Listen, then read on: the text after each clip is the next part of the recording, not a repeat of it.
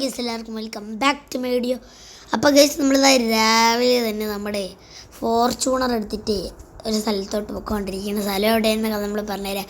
Guys, നമ്മൾ just ഒന്ന് നമ്മുടെ ഫോർച്യൂണർ മോഡിഫൈ ചെയ്യാൻ പോകണം ഗൈസ്. നിങ്ങൾ വീഡിയോ അവസാനം വരെ കാണണം. ഫോർച്യൂണറിൻ്റെ ഒരു മാസ് ലുക്കുണ്ട് ഗൈസ്, നോക്കിക്കോണം ഗൈസ്. എൻ്റെ മോനെ സീനാക്കും ഗൈസ്. നമ്മൾ ഈ വണ്ടി പണിത് ഫുൾ മോൺസ്റ്റർ ടയറൊക്കെ വെച്ച് അത് അപ്ഗ്രേഡ് ചെയ്യും, അല്ലെങ്കിൽ നമ്മൾ ഒന്നീ ഇത് മോഡിഫൈ ചെയ്യും. അല്ലെങ്കിൽ നമ്മൾ ഏതെങ്കിലും പുതിയ വണ്ടി എടുത്തിട്ട് അത് മോഡിഫൈ ചെയ്യും ഗൈസ്. നമ്മൾ ഇതല്ലെങ്കിൽ താറാണ്, ഇത് രണ്ടിൽ ഏതെങ്കിലും ഒരു വണ്ടി മോഡിഫൈ. നമ്മൾ തൽക്കാലത്തേക്ക് ഇതിപ്പോൾ രാവിലെ തന്നെ ഇതും കൊണ്ട് നേരെ നമ്മൾ നമ്മുടെ പ്രഭാകരൻ്റെ പുതിയൊരു ഷോപ്പിട്ട പ്രഭാകരൻ അവിടെ കാണാൻ പോവുകയാണ് ഗൈസ്. പ്രഭാകരൻ്റെ ഷോപ്പ് എവിടെയായിരുന്നു?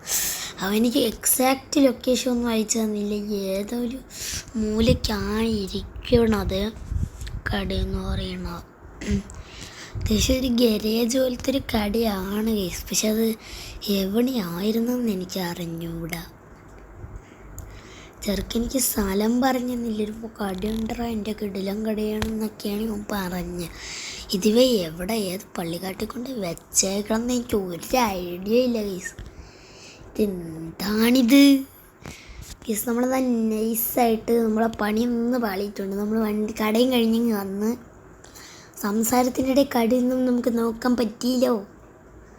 ഇതാണ് നമ്മുടെ കട, ഗരാജ് പോലെ. എന്നാലും അവനോണ്ട് പറ്റുന്ന രീതിയിൽ അവൻ പണിത് വെച്ചെന്നാണ് പറയുന്നത്. ഇതാണ് അവൻ്റെ കടയെന്ന് പറഞ്ഞാൽ. ആദ്യത്തെ വർക്ക് നമ്മൾ തന്നെ കൊടുത്ത ചെറുക്കന് നമ്മളെ ഫോർച്യൂണറിൻ്റെ മോഡിഫിക്കേഷൻ. അത് നമ്മളെ പ്രഭാകരൻ നമ്മളെടുത്ത് ഇവിടെ ഇല്ലെന്നാണ് പറഞ്ഞത്. ഫോൺ വിളിച്ചിട്ട് വണ്ടി ഇവിടെ കൊണ്ട് ഇട്ടിട്ടുണ്ടെന്ന് പറഞ്ഞാൽ മതി എന്നാണ് പറഞ്ഞത്. നമ്മൾ പ്രഭാകരൻ്റെ ഫോൺ നമ്പർ ഇതിലേക്കാണ്. അല്ലടാ പ്രഭാകര, വണ്ടി വന്നിട്ടുണ്ട്. ഓടോ, ശരി, നീ 2 ദിവസം കഴിഞ്ഞിട്ട് വാ. ആ ശരി ഗൈസ്, സോറി, ശരി പ്രഭാകര വെച്ചിട്ട് പോടി. അതെ, നമ്മുടെ പ്രഭാകരൻ നമ്മളെ പറഞ്ഞതെന്ന് പറഞ്ഞാൽ 2 ദിവസം കഴിഞ്ഞിട്ട് അങ്ങ് പോകാനാണ്, ഇങ്ങോട്ട് വരാനാണ് പറഞ്ഞത്. നമ്മൾ നൈസായിട്ട് നമ്മുടെ ഏതെങ്കിലും ഒരുത്തൻ്റെ ലിഫ്റ്റ് വാങ്ങിച്ച് പോകും, അല്ലെങ്കിൽ നൈസായിട്ട് നമുക്ക് ഇവൻ്റെ ബ്രോ നിൽക്കൂ, നമുക്കൊരു ലിഫ്റ്റ് തരാൻ പറ്റുമോ? ഒതിനും പോടോ, നീ കയറി ഇവിടെ പല്ലൊന്നും തേച്ചിട്ടില്ല, ബുദ്ധിമുട്ടൊന്നാവില്ലല്ലോ. രാവിലെ എണീറ്റിങ് വന്നതാണ്. സത്യത്തിൽ ഗൈസ്, നമ്മളെ ചുമ്മാ ബ്രോന്നൊക്കെ വിളിച്ചതാണ് ഗൈസ്. അതേതായൊരു കാട്ടുമാക്കാൻ നമുക്കറിയാവുന്ന പോലെയൊക്കെ പെരുമാറിയതാണ്. നൈസായിട്ട് നമ്മളെ അതിൻ്റെ മോനെ ബ്രോ, ഇത് കിടിലം വണ്ടി ബ്രോ, ഞാൻ നോക്കിക്കോട്ടാ എന്ന് പറഞ്ഞിട്ട് അവനെ നൈസായിട്ട് ഇറക്കിയിട്ട് നമ്മളെ വണ്ടി കൊണ്ട് സ്കൂട്ടായി. യെസ്, നമ്മളതാ പറക്കുകയാണ് ഈ വണ്ടിയും കൊണ്ട്. മോനെ നമ്മുടെ വീട് ദാ സൈഡിൽ ഇരിക്കുന്നു.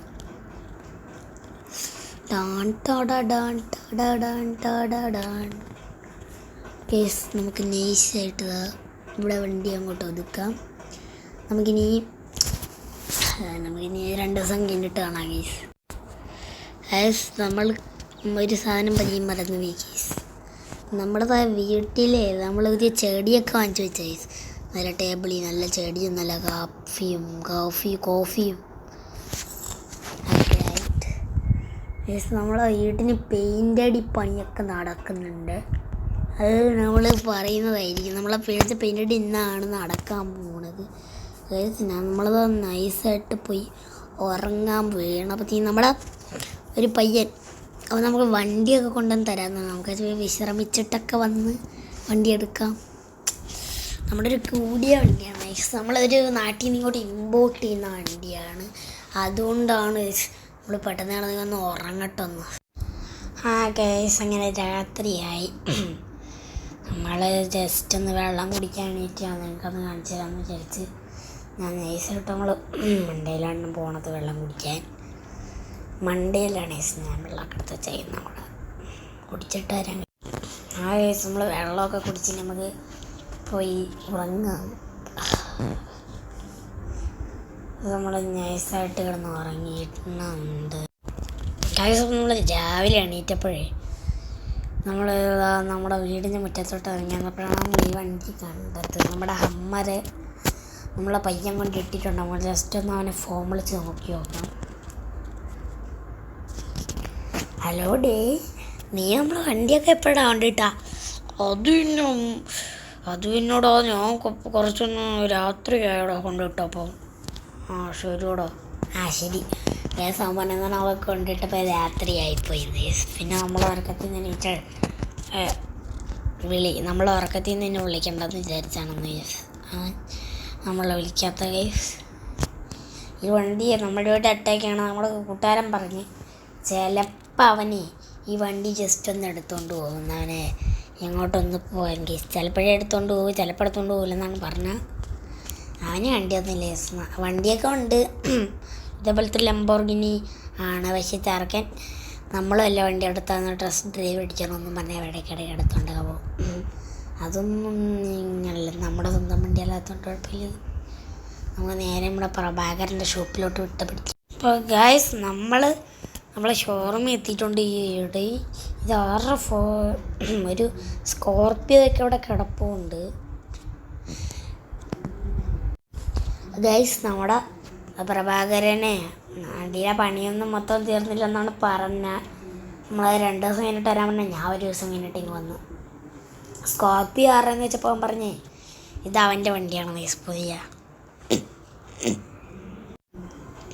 അപ്പം ഗൈസ് നമ്മളെന്തായാലും നമ്മുടെ കൂട്ടുകാരൻ പുതിയ വണ്ടി എടുക്കുമ്പോൾ അതൊന്നും അടിച്ച് നോക്കണമല്ലോ. നമ്മുടെ നൈസായിട്ട് വണ്ടി അങ്ങ് ഡ്രിഫ്റ്റ് അടിച്ച് പുറകിലോട്ട് എടുത്തിട്ടുണ്ട്. വണ്ടി കൊണ്ട് നമുക്കൊന്ന് ഓടിക്കാൻ പോകാം ഗൈസ്. പിന്നെ നമ്മൾ നൈസായിട്ട് ഈ വണ്ടി അങ്ങ് ഇറക്കിയിട്ടുണ്ട്. കൊള്ളാം ഗൈസ്, കിടിലൻ വണ്ടി തന്നെ. എനിക്ക് അത്യാവശ്യം ഇഷ്ടപ്പെട്ടിട്ടുണ്ട്. അയ്യോ പ്രഭാകരാ, പണിപ്പാളി കേസ് അവൻ്റെ വണ്ടിയാണ്. എന്തായാലും ഒരു മെക്കാനിക്കല്ലേ, നമുക്ക് ഈ ഡോറും എല്ലാം എടുത്തുകൊണ്ട് കൊടുത്താൽ മതി, അവൻ ശരിയാക്കിക്കോടും. നമുക്ക് ഇതിൻ്റെ നഷ്ടപരിഹാരം 1,00,000 രൂപ കൊടുക്കാം. ഒരു ഡോറിന് 50,000 വെച്ചെടുത്തോട്ടവൻ. ഞാൻ മാത്രമേ ഇങ്ങനെ കൊടുക്കൂ, വേറെ ആരെങ്കിലും ആയിരുന്നെങ്കിൽ ഞാൻ കാർക്കി തൊപ്പിയാന്. നമ്മൾ പ്രഭാകരന് പൈസയൊക്കെ കൊടുത്തിട്ടുണ്ട്. നമ്മളെ വണ്ടി ഇതാണെന്നാണ് പറഞ്ഞത്. വണ്ടിയുടെ മൊത്തം പണിയും കഴിഞ്ഞിട്ടില്ല. ബാക്കിൽ കുറേ ടയറൊക്കെ വയ്ക്കണം എന്നൊക്കെയായിരുന്നു പറഞ്ഞത്. നമ്മൾ പറഞ്ഞ ബാക്കിൽ നിന്ന് ടയറൊന്നും വയ്ക്കണം, ഇത് തന്നെ മതിയെന്ന്.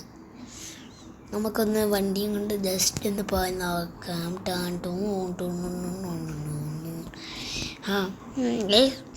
നമ്മളെ വണ്ടി നമ്മൾ നല്ലോണം ഇറക്കിയിട്ടുണ്ട്. അങ്ങനെ എന്താ രസം ഇങ്ങനെ മോൺസ്റ്ററൊക്കെ ഓടിച്ച് നടക്കുക, എന്താ സുഖം ഈ സിറ്റി കൂടെ.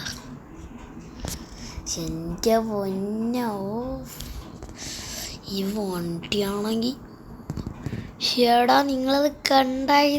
ഞാൻ നല്ല ചരിച്ച് ഡ്രിഫ്റ്റ് അടിച്ചുകൊണ്ടൊക്കെ വന്ന് സ്കിഡ് അടിച്ചത് ചെരിച്ച് നിർത്തി. നമ്മൾ നൈസായിട്ടിനി ഈ മോൺസ്റ്ററൊക്കെ പോകാൻ നല്ല സുഖമുണ്ട്. എല്ലാവരും ഭയങ്കര താഴ്ന്ന് നമ്മളെ സംഭവമൊക്കെ എന്താടാ പോടാ, നിന്നൊക്കെ ക്യാമറ വെറ്റി അടിക്കും. ക്യാമറ വെറ്റി അടിക്കും നൈസാവൻ നമ്മളെ. അയ്യോ എന്താ രസം. ഇടിച്ചപ്പം വണ്ടി ചെറുതായിട്ടൊന്ന് ഹെഡ്ലൈറ്റ് പൊട്ടിയെന്നാണ് തോന്നുന്നത്. നമുക്ക് സീനാകണ്ടേ, നമ്മൾ നല്ല പേടപ്പിച്ച് പോയാണ്. നല്ല പേടച്ച് പോയിക്കൊണ്ടിരിക്കുകയാണ്. വണ്ടിയുടെ സ്പീഡ് ചെറുതായിട്ടൊന്ന് കുറഞ്ഞോന്നൊരു ഡൗട്ടേ. ചെറിയൊരു തട്ടലിനൊന്നും അങ്ങനെ സ്പീഡൊന്നും കുറയൂല.